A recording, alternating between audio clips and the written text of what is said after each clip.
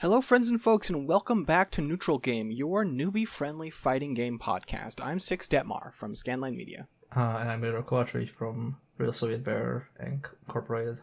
You're changing it up every time. Look, it's very hard to register a company these days, okay?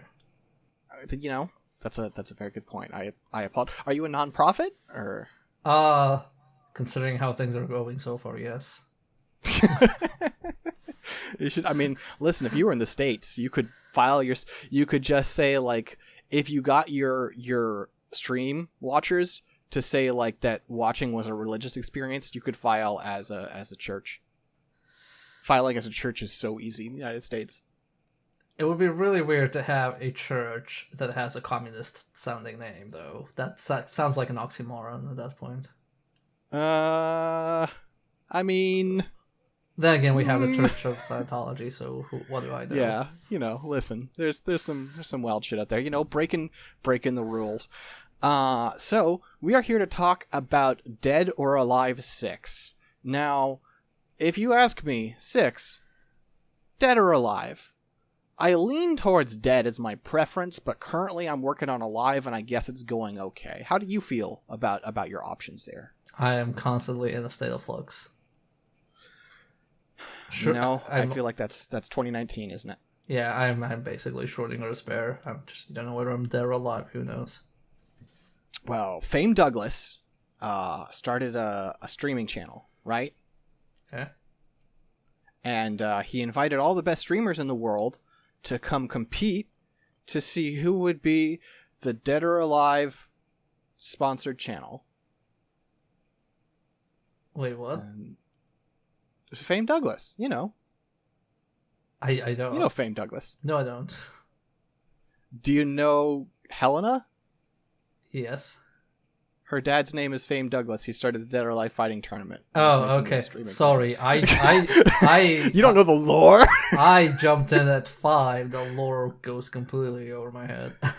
I jumped in at 6, and for some reason I know the lore because I have a problem. I think you know the lore of every fighting game we ever cover.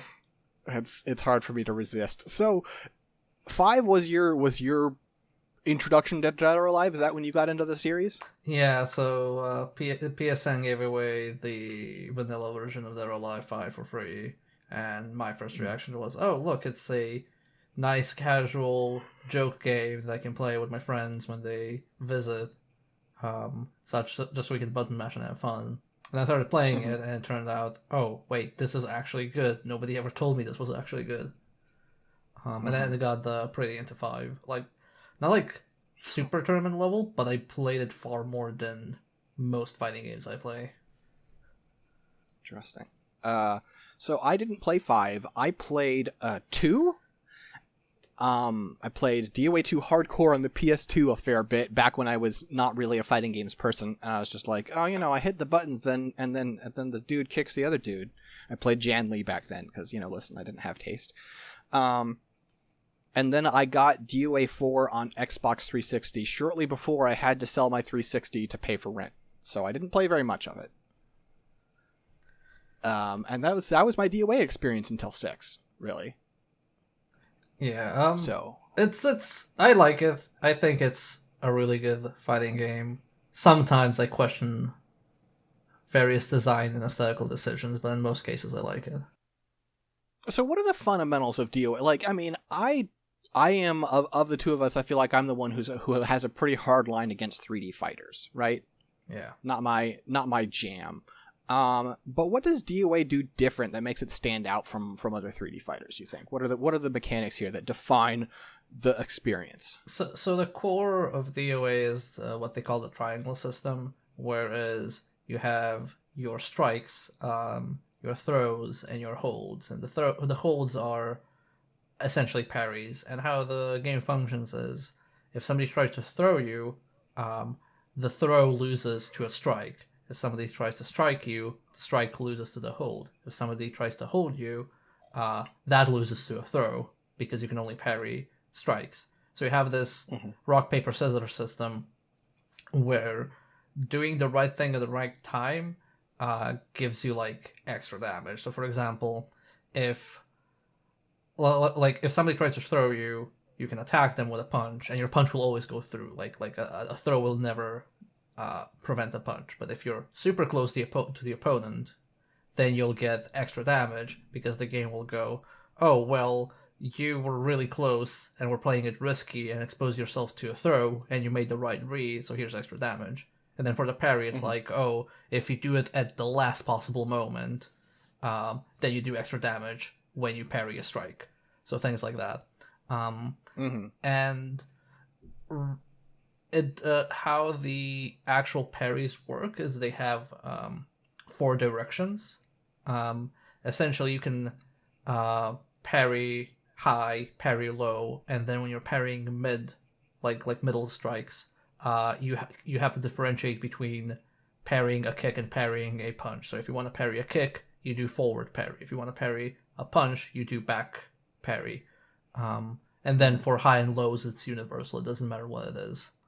I actually think the fact, like, it's a little detail, but I think the fact that it's forward for a kick and back for a punch is actually, like, really good. Because, like, in actual martial arts, if you're trying to stop someone's kick, you want to stop it early so they don't get the momentum. But then for a punch, since it's a shorter distance, it's safer to sort of back off and reduce the end of the impact. Yeah, it's very sensible. And the actual combos for the strikes, they're kind of more like Tekken. It's just like strings of inputs. Like basically you do like punch punch kick, and then you have like a string that's punch punch kick, and then a string that's punch punch punch, and the first 2 attacks will both be the same animation, but it's the third one that'll look differently because you press a different button. And then it adds like more and more layers between things. Like you have this delay in the string. So let's say I did that punch punch punch combo. I can do it very fast, so I can just like press punch 3 times quickly, and the character will do it quickly. But I can also, if I expect you to parry me, I can also do like punch, wait a bit, and punch punch. And this is a bit different than like actual hit confirms in the game, because it's kind of like Killer Instinct in a way. While you're being comboed and taking damage, as long as your character isn't being juggled, like as long as they're on the ground, you can parry while taking damage, and you get 1, I think, attempt per combo. So, for example, somebody hits you, and you know how their combo string goes, you can essentially mid-combo grab them and punish them with a parry. And then, the other player, if they think you're going to predict where they're going to hit, they can delay the attack instead of just dropping the combo completely, and then punish you either with the delayed attack because your parry attempt expired, or just drop the combo and grab you, like with a throw. So there's a lot of like little nuance there. And I think part of the thing that makes it really, really good is that, I mean, you have the triangle, you have the strikes to throws to holds, but they aren't equal options.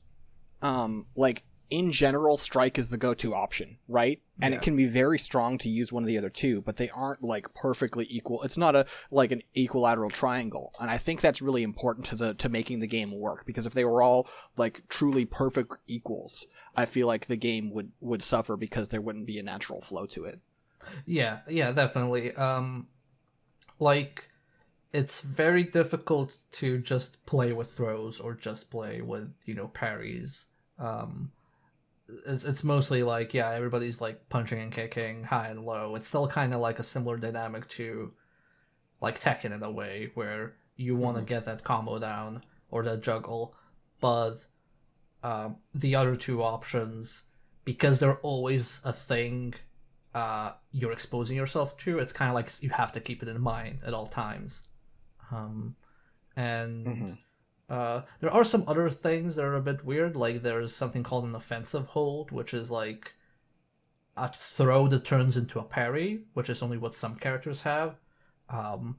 So there's like a few like little edge or special cases, and there are like also strikes that are unblockable completely. So like if you try to parry them, your character will sidestep instead. So there are a few like little unique things that some characters have.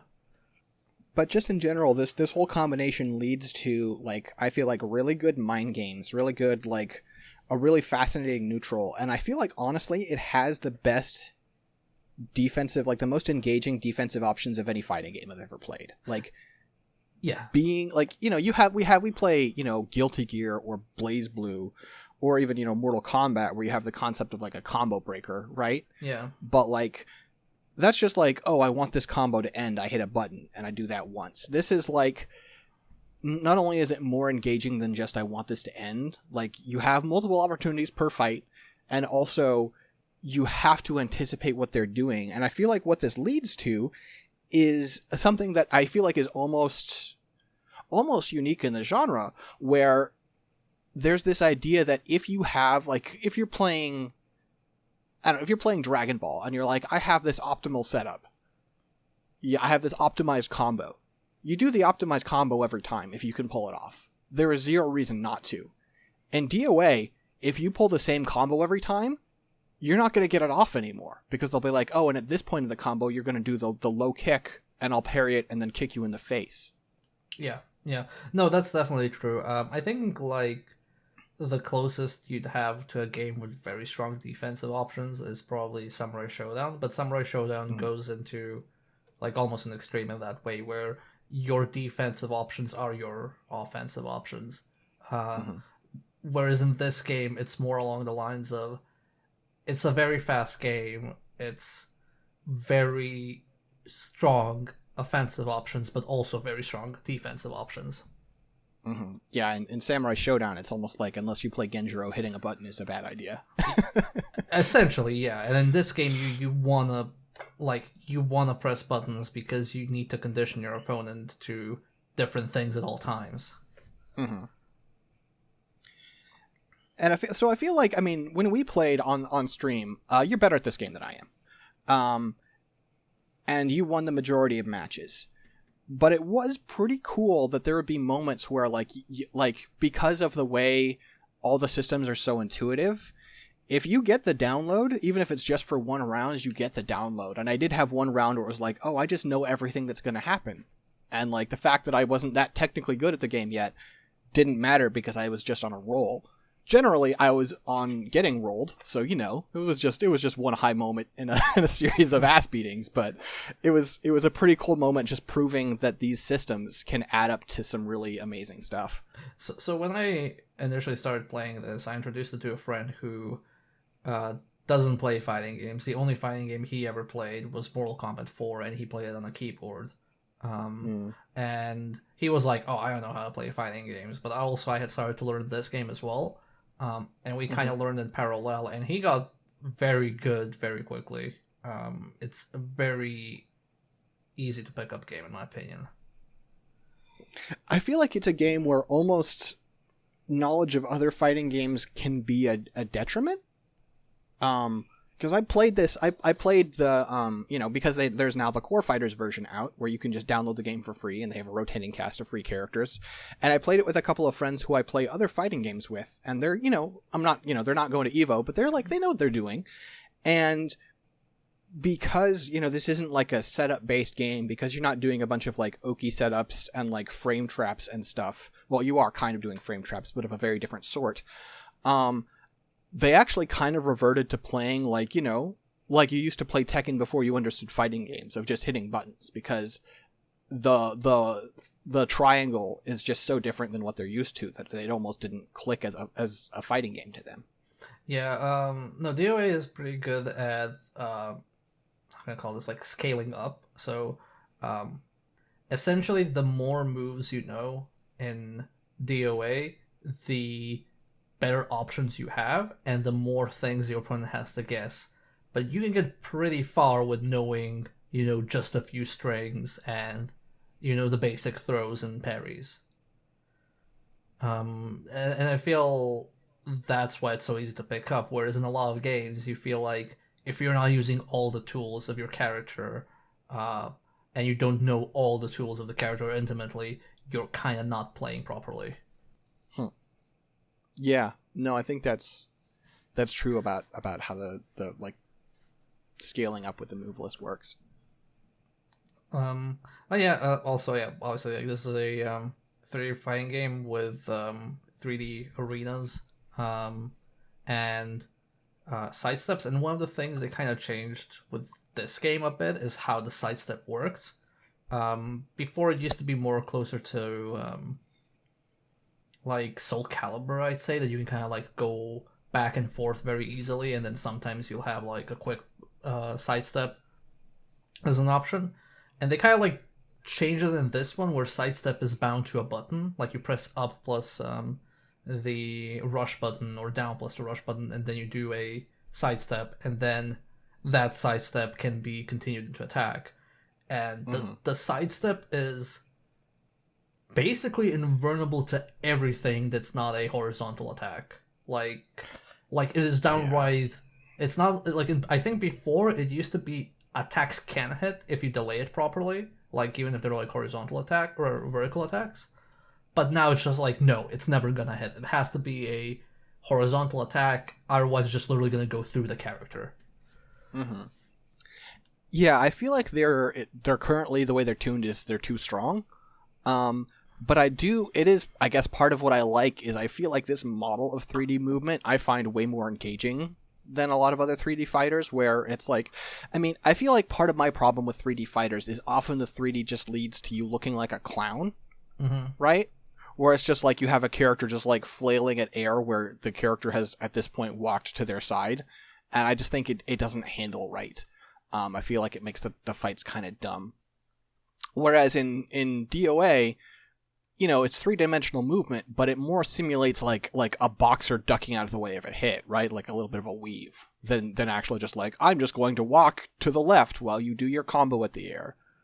Yeah, it's very interesting how like Namco 3D fighters have their very own specific movement, and you can kind of see that like Namco 3D movement is very similar to how it was in like early PS1 era.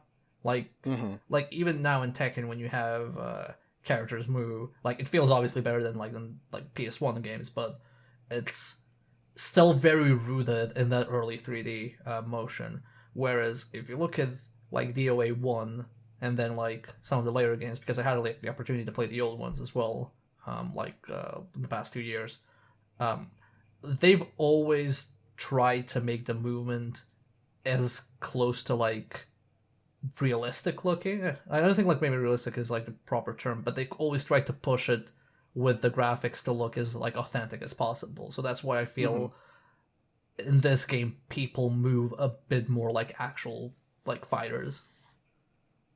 Yeah, I think there's a much better flow to it. So are the rush button systems of auto combo, break blow, and break hold, are those new for this game? They're completely new. They did not exist in the previous one. In the previous one, you had a like super attack, which was basically if you're below 50% health, your health glows, and then you can do the thing, which is like a one-time attack. And if that attack hit, then you would like do this cinematic combo, and then the time slows down, and you can aim where you wanna like knock back the opponent. Oh yeah. So it was like, I remember seeing that. So it's like because there were stage hazards, you could knock them into unique stage hazards. You could knock them into a wall, into stage transitions, things like that. And then later they patched in a different one, which was essentially instead of doing like a super move, you do a super launcher. So essentially, it was like Tekken 7 almost before Tekken 7 in a way, because like actually maybe it was during Tekken 7 because it was in the arcades back then. But you could do like a launcher, and then you could juggle the opponent after that. So yeah, in this one you've got a proper ass meter, like a super meter below your health. You have auto combo, which isn't reliant on that super meter. You just hit the rush button and you keep tapping it, and you'll do a set, auto combo. It ends with a break blow, which is their super. When your bar is all the way full, you do the break blow, which for pretty much everyone, I mean, like there are, there's a little bit of variation, but for the most part, it's just like slow-mo, super close-up of them punching the other person in the face real hard. Yeah. And also the auto combo builds meter very quickly, as opposed to all the other things. But you can also do the break blow without doing the auto combo, like you can do it raw if you want to, or part of a different combo.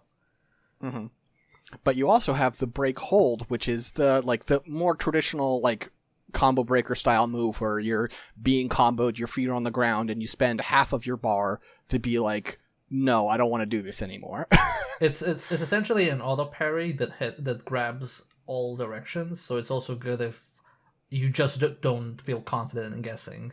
And it'll grab any height, and it'll do a smidge of damage, but it can't actually kill. I think I tested that at one point. Like, even if the opponent is like 1 health, that combo breaker will never kill. So you have to follow it up. And it can also parry the break blow, the super. Yes. And that came up a lot in our matches because I was very predictable with my supers. But eventually I got to the point where I was sometimes successfully baiting you into doing the hold and then countering with a super after the hold was over. So like pretty much every other system in this game, once you get used to it, there are mind games you can do with waiting and different options. And it's good. The super also has... like, it's not even armor, it's just like an attack ignore in a way, where it's not invulnerable in startup, but if you do it at the same time as an opponent is attacking you, your super will absorb that attack and you will hit them. And I think that's for anything that's not a low. I think lows still go through, but the timing is really strict. But it also like creates this... That's one of the new things I don't like. I don't mind the auto combo or the break hold; those make sense.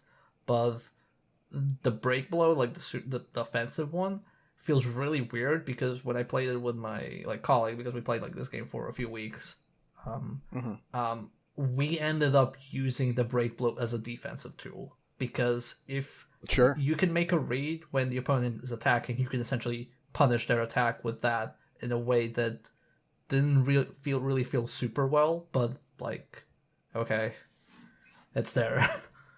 Yeah, I hear what you're saying. Like, and I ended up using it a fair bit that way too, which is just like, hesitating a moment and then getting, the sense that your opponent's about to attack and just like, you don't even have to know what their attack is going to be. You're just like, no, I'm just going to throw this out. And as long as it's not like certain fast lows, I'm going to win.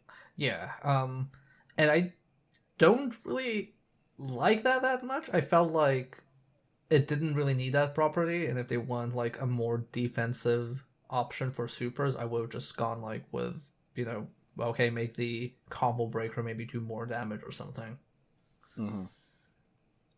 Yeah, I don't know. I feel like I like some of the idea there. I just think it needs some finer tuning. I mean, it's pretty standard for supers to have some armor or some invincibility or some kind of priority, whether priority is legitimately a concept or just a way of interpreting other mechanics. Yeah. So I feel like that's not that weird, but the implementation is a little strange. Yeah, it especially gets weird when both players input it at the exact same time, and then whenever it picks whose super actually went through, it feels a bit arbitrary. Well, Mio, usually I was doing it a second after you. No, I don't mean like... I know, I'm just being a dick. No, I meant this from like the bunch of matches I played with my colleague. Like essentially It ends up being... It feels weird. It's not like Samurai Showdown's Essen or something where it just feels bad. It's just like it sometimes feels very weird and it takes a bit getting used to, but it's not like the end of the world. I just don't particularly like it that much. So, take a little break from all the serious talk. Let's talk about the best part of the game, the single player. Well, there's not much to talk about. I think it's really bad. It's pretty bad. You get the classic DOA same time, which is this is the best thing in DOA story mode, which is just like they have multiple events happening at the same time because you're switching characters and there's like bizarre, ultra confusing timeline of events where you're like, oh, I guess technically at the same time that Bass and Rig are having a fight outside the bar because Bass is drunk, across the world Kasumi is crying and then Ayane shows up and slaps her.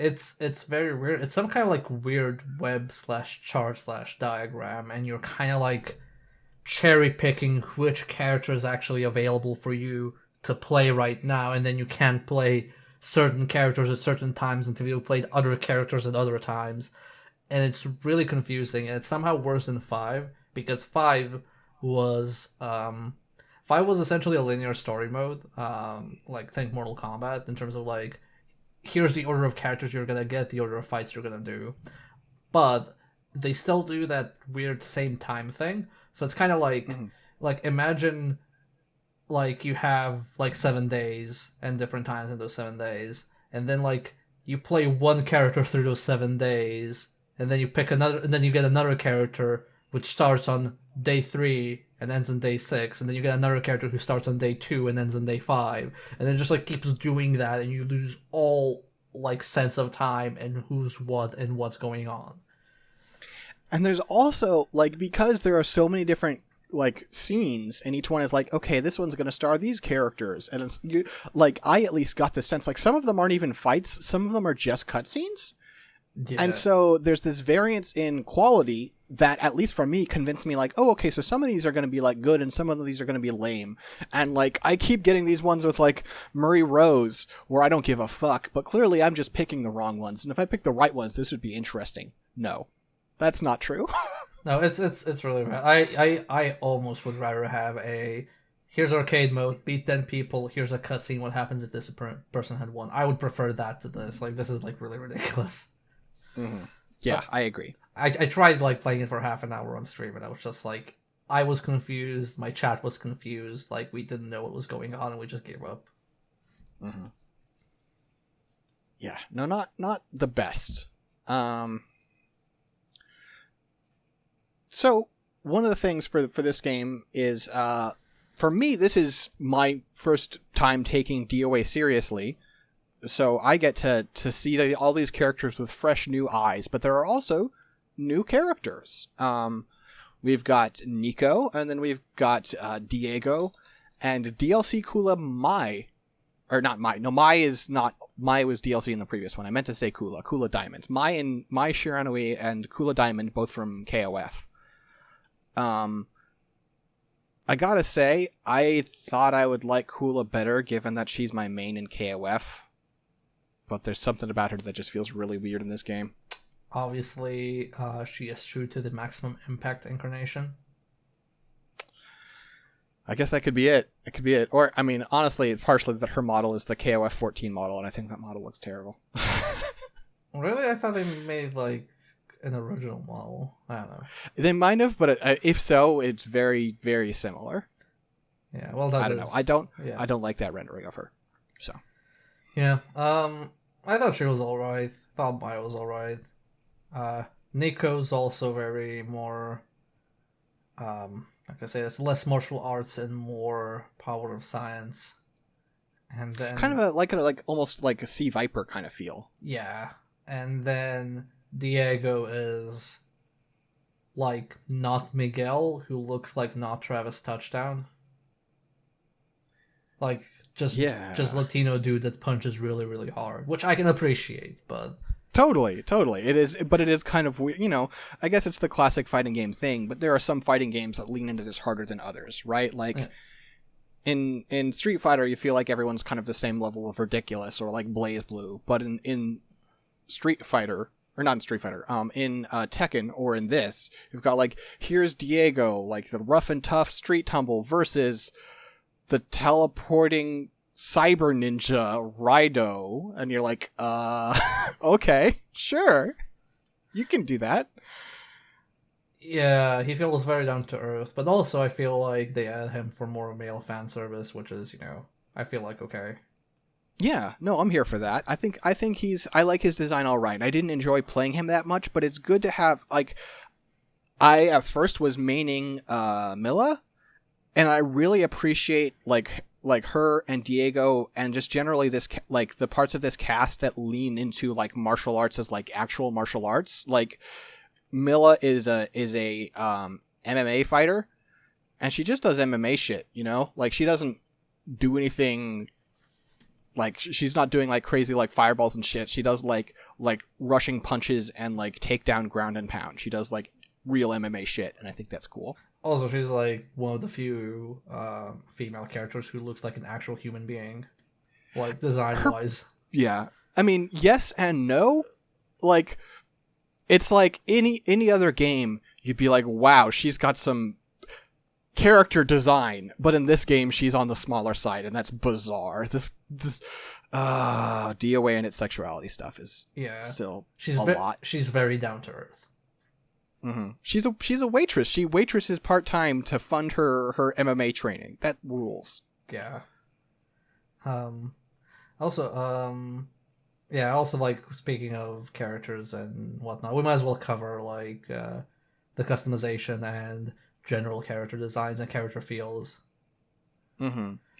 Yeah, so, I will quickly touch on the fact that, if you played the game at launch, it's the cosmetic situation is better now because they're way more generous with unlocks. When the game came out, it was like, what, you finished a match and you got like 10 pieces out of like 2,000 required to unlock a costume. Yeah, and then if you very bad. If you did like a mission that awarded like 400 pieces and you couldn't control where those pieces are invested in, and then like it could basically go like, oh, you just earned 400. We're gonna add those 400 into costume Hayabusa 12. You have 390 out of 400 in that costume. Well, all the excess points are going to waste. Sorry, bye. It was really bad. It was like the entire unlock balance and rate was like, as someone who worked in like free to play mobile games, it was old school free to play balancing in the worst way. Like, it was so tedious and so ridiculous. I was genuinely surprised there just wasn't an option to buy all those costumes. But don't worry, you can still buy a lot of costumes. You can buy so many costumes already. It is ridiculous. Like, I feel that is the one major barrier to playing this game. Not because costumes have gameplay effects are important. It's just that it gives it a ridiculous reputation. Yeah, I mean, like, you know, like, the first thing I feel like, when we played, the first thing that I saw after booting up the game was like, hey, now you can buy a wedding dress for this 14-year-old. And I'm like, okay. I'm gonna I don't like this. Let me see if I can open. Yeah, so like, I'm opening Steam right now, and I'm looking at the bundles for the costume packs. Season Pass 1, €90. Seaside Eden costume set, €30. Season Pass 2, €80. Season Pass 2 even have like characters with just costumes. No, it's just costumes. No, it has new characters, sorry. It has new characters that aren't announced. Season Pass 2 has one character. So how many costumes are these? 72 costumes, 12 background music tracks, and a new character that's gonna be released, which they haven't announced yet.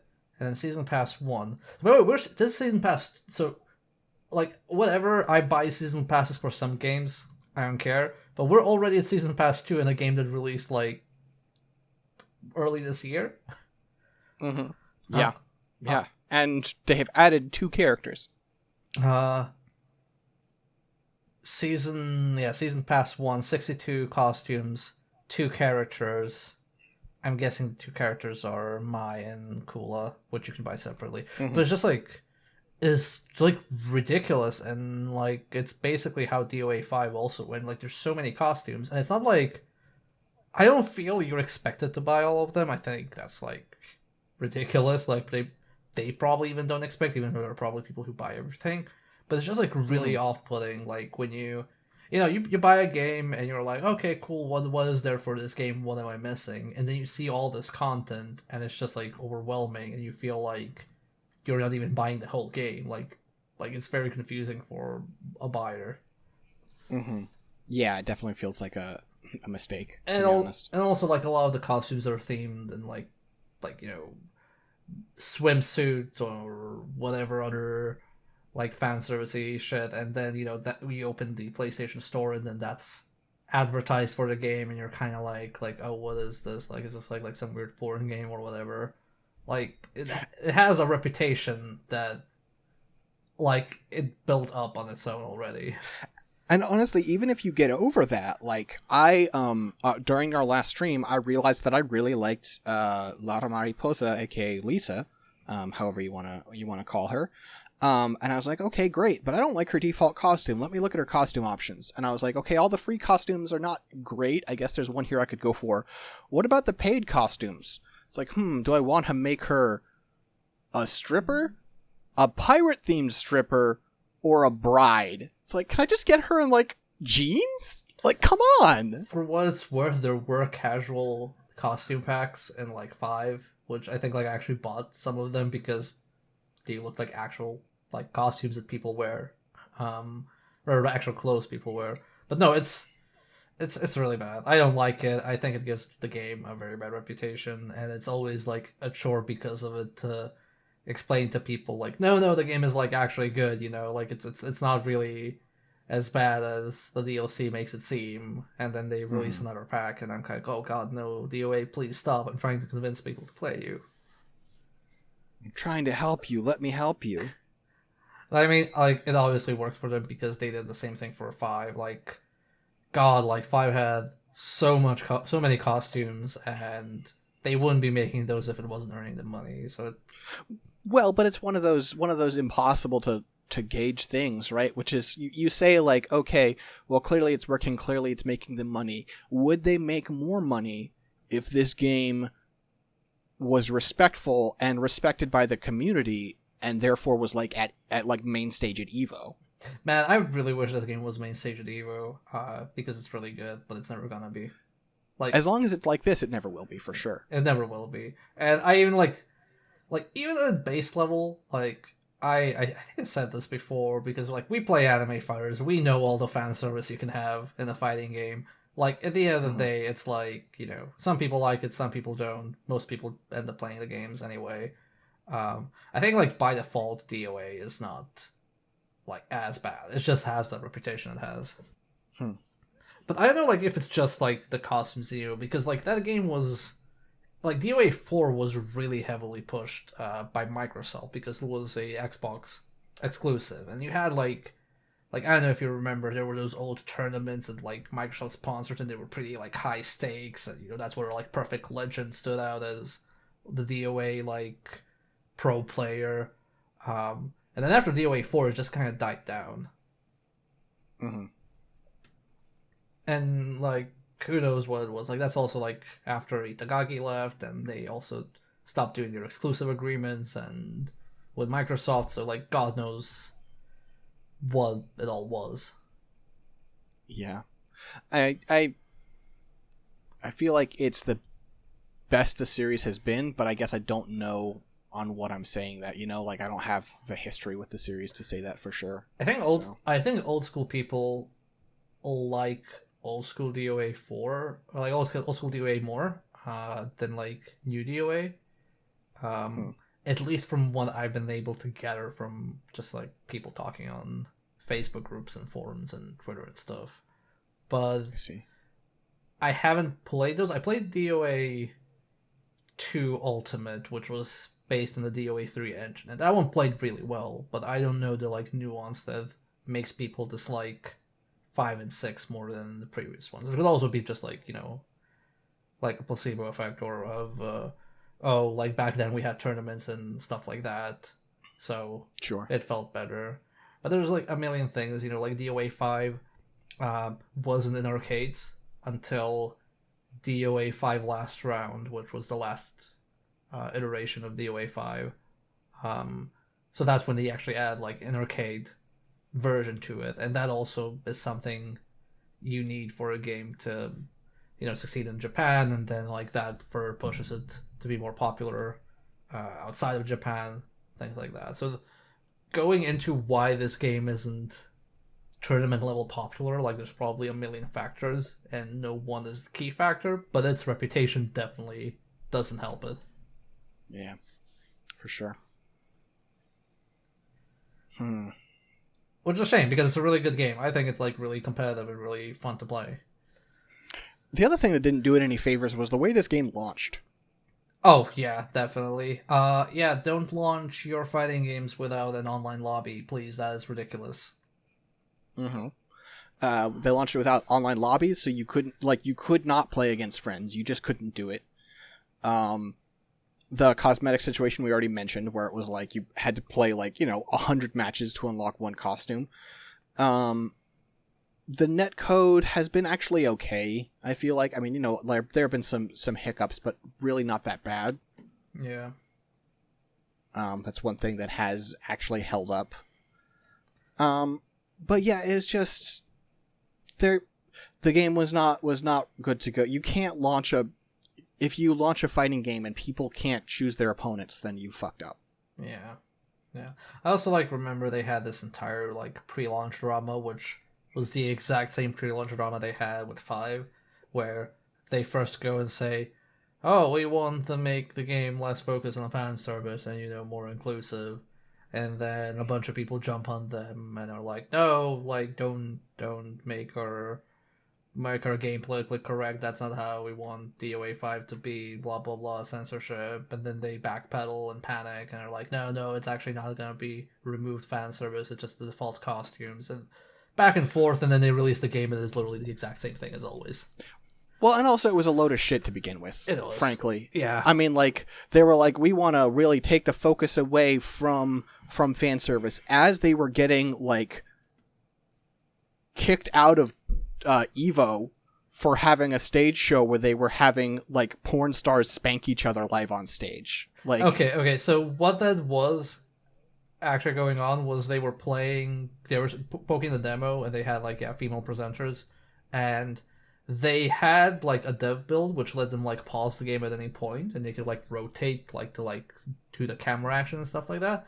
And the hostesses, they basically started rotating the camera and to focus on a character's ass, a character's breast, things like that, and that's when Evo cut them out. That's true, but that's after. The segment I mentioned that happened earlier. They did have some adult actors on stage in skimpy outfits, turning their asses towards the audience and then slapping each other on the ass. That happened. Yeah.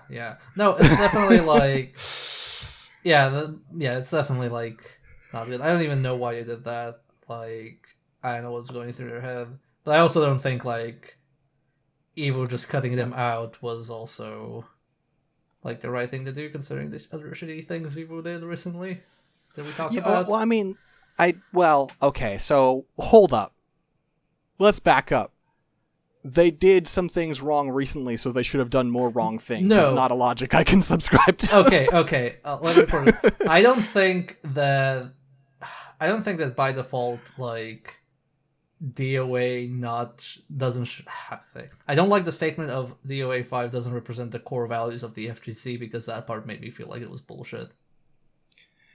That statement is trash. Yeah, I agree. That was trash. I understand them turning off the stream and whatnot, but I feel like them going oh no, DOA 5 is not representative of the core values of EU or FGC. I feel like that is I wouldn't call it hypocritical, but I would call it very trash. Yeah, I think the statement they should have given is listen, we need to Evo is a show we're streaming on Twitch. This is supposed to be for all audiences. We can't have this kind of content on here. Yeah, they could have just said, oh, okay, we can't have the content that was done by the presenters or something like that. Mm-hmm. Yeah. But no, Evo's, the FGC's core values, as a person who runs a fighting game podcast, who loves the fighting games, who, I'm not going to say I'm a core of the FGC, but I feel like I'm a member of the FGC, Mm-hmm. The FGC's core values probably involve misogyny and racism, so don't give me that shit. Yeah, basically that. And like I said, DOA gets really bad with the costumes, but I also feel like heavy fan service and objectification is a very core thing of many fighting games, many popular main stage fighting games, and I don't think anybody should deny that. Yeah. No, and it's it's when we had Street Fighter on ESPN, and they're like, hey, you need to not wear that Chun-Li outfit. I feel like that should have been a moment of self-awareness for the FGC, and it was not. No, it wasn't. And like just looking like Soul Calibur's like jiggle physics and breast size progression of Ivy instead of her character progression is also like. Well, that is her character progression. Yeah, just like she gets bigger breasts, like the longer she lives as a vampire or whatever she is. In the FGC, you say character with scare quotes, and you're talking about how the breasts have grown. Yeah, no, so I feel like that's kind of like why this thing is so weird to me, like personally, like this game definitely has fan service. It definitely goes overboard, but also like we really need to tone that down, like with this game and with other games. But this game has a problem where it monetizes that fan service to ridiculous degrees and to very creepy degrees. Yeah, but then also on the other hand, you have people being like. You know, oh, I can't get into that. That's creepy. But man, like I love playing like Guilty Gear, and I love playing Guilty Gear. But like I love playing Guilty Gear, and I have no problem with a character like Ramlethal. It's like, well, listen, you can have that opinion, but realize that you're contradicting yourself here. Well, also let's remember that canonically speaking, in Guilty Gear, Dizzy is 6 years old because of age progression from Gears. Yeah. Well, you know, listen, that's yeah. So. Yeah. So what I'm saying is, I feel like DOA 5 does represent the core values of the FGC in a way. And we should think about that, maybe. And we should think about how big of a problem that actually is, which it is. But yes, it has a bad reputation. It doesn't do any favors. It doesn't try to like get rid of it. But at its core, I think it's a good game. And one other thing I just wanted to mention, which we forgot, I want to talk about the stages in this game, because one of the things I really like about DOA 5, and I like that in 6 as well, is that the stages actually feel like locales. Because like in Tekken, I think Tekken 4 tried to experiment with like slopes and more real location looking stages in terms of layout, and then they abandoned it, so now the stages are more, you know, square arenas that might have a transition or can be expanded further if you break a wall and things like that. But at least, essentially, it's rectangular arenas all the time. Whereas in this game, it like has, you know, slopes, it has stage transitions, it has, you know, positioning is really important, where you're gonna like. I feel like they do a very clever job of where they put like dangerous areas, like, you know, if a floor does extra damage if you knock somebody down. If a wall is just a wall, or like makes you reposition the player either via, say, transition, or, you know, the crowd that pushes the person away. And then tight ropes, like in an arena, like the ropes on the side, like give you different moves sometimes. And then like characters have unique moves, which you can only do like if the opponent is against the wall, if they have their back turned and they're against the wall, and things like that.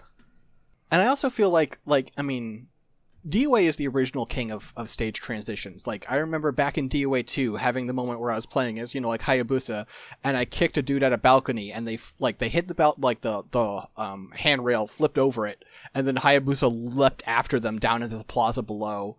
And like, you've had other games try and do that, since Tekken does that sort of thing. But with Tekken, it doesn't feel like Tekken. I feel like the stage transitions, they don't feel wrong, but I always feel like, oh, right, there's more stage here. Whereas with DOA, it always feels like a natural progression to me.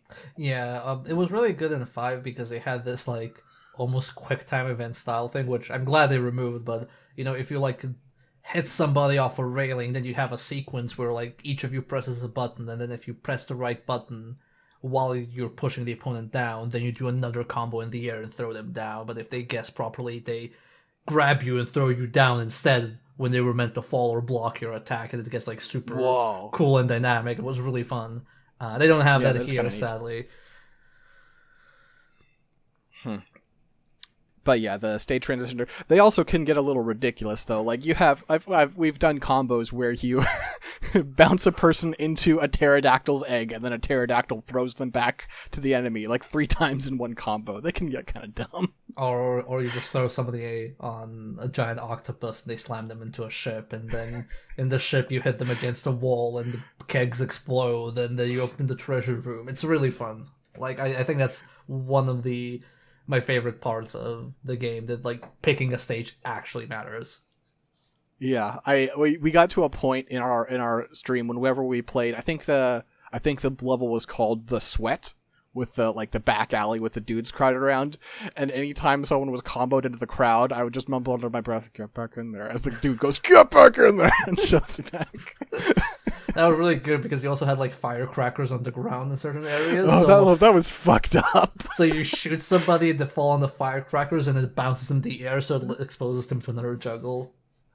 Yeah, that I don't know about the balance of some of those stages, but they were very fun. I think it's really good because I feel one of the things that is underutilized in fighting games is stages, because we're so used to 2D fighting game stages, and we're used to 3D either being an infinite stage or just a rectangle. So when something like DOA shows up, it feels really good. For example, in Mortal Kombat 11, I really like that stages actually matter because it gives you different interactables and slightly different strategies. In DOA 2, there was a stage where you were fighting in the rafters of a church, and the stage transition was you slammed them through the stained glass window and then leapt after them onto the steps of the church. It was so cool. Oh man, I was streaming DOA 2 Ultimate last year, and I was on that stage, and I was playing Ryu Hayabusa, and I got attacked. I do a parry, and the parry launches the opponent upwards, but it launches him straight into the bell of the church.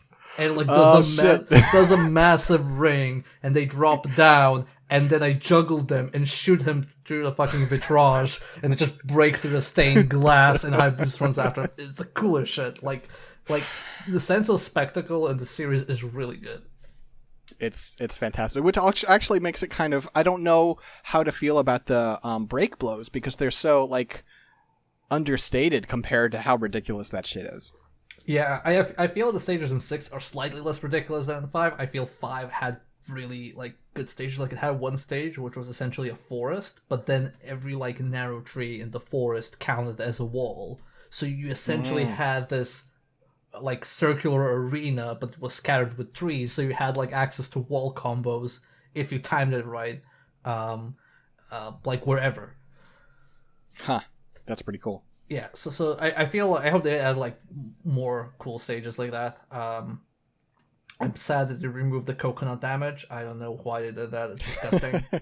You were very upset. I was very upset. So for those who don't know, in 5 and 6 have the same beach stage, and in 5, if you hit somebody and they fly into the palm tree, a second later a coconut will fall from the tree, and if it hits the person, it'll actually do damage. And it is the funniest thing to kill people with that. But in 6, I think they removed it because I tried doing that in 6, and the coconut just did no damage. It just went through your character. Well, it went through your character because you knocked me into it, and I backed up and you chased me, and the coconut fell on you and did nothing. Yeah, it did nothing. I was so upset. It could just be that you're safe to your own coconuts, though. We don't know that for a fact. Maybe I need to test it, but I feel the coconut meta needs to be maintained. Just imagine if you were playing this on EVO main stage and somebody dies to a coconut, people would lose their minds. That would be the ultimate moral victory. I will say, if someone outside this podcast knows, they're talking about the coconut meta in DOA, we are not talking about what you think you're talking about. It is a literal coconut tree that adopts coconuts. I'm sorry. Exactly. Yeah. I think you can tell from this episode, but the core of this game is really exceptional. And it makes all the stuff around the edges really frustrating. So I really hope the community learns to embrace this game, and I hope they learn to embrace this game in a less sexual way. I think my final closing thoughts for this is that this is the Code Geass of fighting games. Excellent core, everything else around it is trash. Also, no, I shouldn't spoil Code Geass. What if I was going to say, what if someone skated around? They added Kula. Kula skates around. What if they had a ninja maid? Oh, you can have the Ninja Warrior maid outfit. Yeah, that's true. That's true, you can. Man, they thought of everything. Yeah. Brain geniuses. Can't wait to see Lelouch in Dead or Alive. I mean, they're not going to do Lelouch. They'll do C2. Don't be ridiculous. Yeah. Or no, they'll do Colin because No. because all the poses they put her into that fucking show. No, they'll do C2 and they'll do Spinzaku because like his kick needs to be in that game. Okay. You know, the one thing that they're missing that Tekken has over them is the lady from Tekken 7 who summons the tiger. So we could just have C2 who summons Spinzaku. Oh man, I would be all over that. All right. Well, I think we're ready to go ahead and talk about what else we do upon the internet and where we can be found. Miodrag, you first. Okay, well, I stream on twitch.tv/RealSovietBear. I do full playthroughs of games. I do previews and first impressions of some other games. I also play fighting games on occasion. And you can also follow me on Twitter, twitter.com/MDKII. That's MDK Roman numerals 2. And there's a pen with other stuff. Mm-hmm. And also your Patreon. Yeah, well, yeah, there's also that. There's a Discord server. There's all sorts of things. You can check it out and say hello. And what would you, Six? Where can people find you? Well, I'm on Twitter at Sixdetmar, SAXDETTMAR, and then the shows that I do are either on scanlinemedia.com or patreon.com/scanlinemedia. That's it for today. We still don't know whether we're dead or alive, but hopefully we'll find an answer soon enough. You know, as long as we can ask the question, that's good enough, isn't it? Hopefully we'll get to ask the 7th time. Dead or Alive 7. Yes, you're still dead and alive. Exactly. Good night, everybody. Peace out.